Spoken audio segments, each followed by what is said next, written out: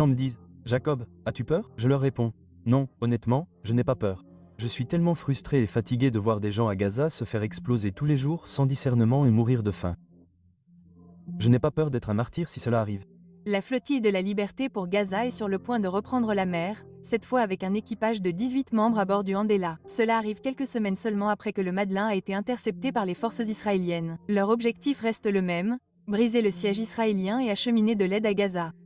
Un objectif qui, depuis 2010, a donné lieu à une série d'attaques violentes et d'interceptions menées par l'armée israélienne, dont certaines ont même entraîné la mort de membres d'équipage.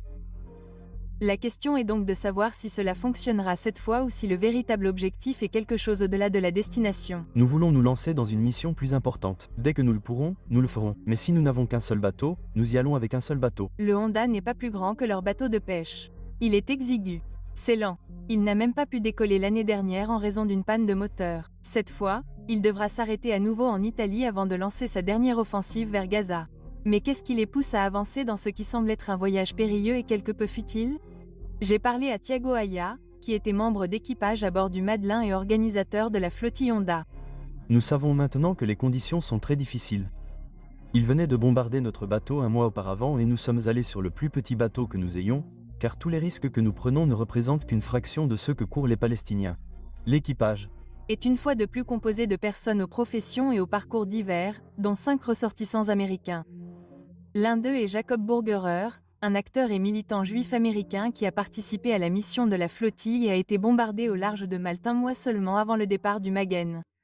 Cette fois-ci, j'ai décidé que c'était trop important pour que je sois là, surtout en tant que juif américain, qui dit pas en notre nom.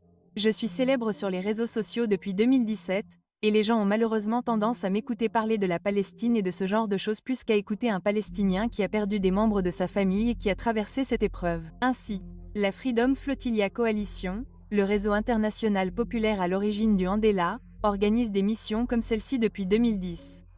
Cette année-là, des commandos israéliens ont abordé le navire turc Marvi Mamoura dans les eaux internationales et ont tué 9 militants. Personne n'a jamais été tenu responsable. Aujourd'hui, 14 ans plus tard, les risques restent extrêmement élevés alors qu'Israël poursuit sans relâche sa guerre meurtrière contre Gaza. Mais il semble que ce voyage soit motivé par plus que le simple objectif de briser le blocus. Il porte le poids d'une promesse qui refuse d'être oubliée, même après l'interception. Alors que nous étions à près de 100 000 marins de Gaza lors de l'intervention, nous avons reçu de nombreuses vidéos d'enfants écrivant nos noms dans le sable, dessinant les bateaux qui sont mêlés dans le sable ou sur des papiers dans des abris. Et c'était tellement beau de voir l'espoir que cela apportait et cela nous a brisé le cœur de voir, lorsque nous avons été interceptés, que beaucoup de ces enfants passaient le lendemain à regarder l'océan en essayant de nous voir arriver et que nous ne venions pas. Ce que je dirais à ces enfants, c'est que lorsque nous avons été interceptés, nous nous sommes promis que nous reviendrons. Et lorsque le bateau s'est cassé l'année dernière, nous nous sommes promis que ce bateau partirait et il part. Nous ne pouvons jamais garantir que nous pourrons mettre fin immédiatement à toutes les souffrances, à toute la haine, à toute la violence, à toutes les bombes, à toutes leurs armes, mais nous pouvons vous garantir et vous promettre que nous ne cesserons jamais d'essayer. Le bateau porte le nom du personnage emblématique de dessin animé palestinien, un jeune réfugié pieds nus qui tourne le dos à l'injustice et jure de ne plus jamais affronter le monde tant que la Palestine ne sera pas libre. La Freedom Flotilla Coalition affirme que le bateau porte son esprit et celui de chaque enfant de Gaza qui s'est vu refuser la sécurité, la dignité et la joie. La coalition affirme que son travail ne s'arrêtera pas avec le Ondela. Des pourparlers sont en cours entre la coalition de la flottille de la Liberté, la marche mondiale vers Gaza et le convoi Soumoud pour s'unir et lancer la plus grande flottille civile jamais tentée. Alors que le Andela s'apprête à prendre la mer, une question demeure. Atteindra-t-il Gaza? La réponse n'a peut-être pas autant d'importance que le message. Il n'abandonne pas. La vie de ces 18 personnes est entre nos mains.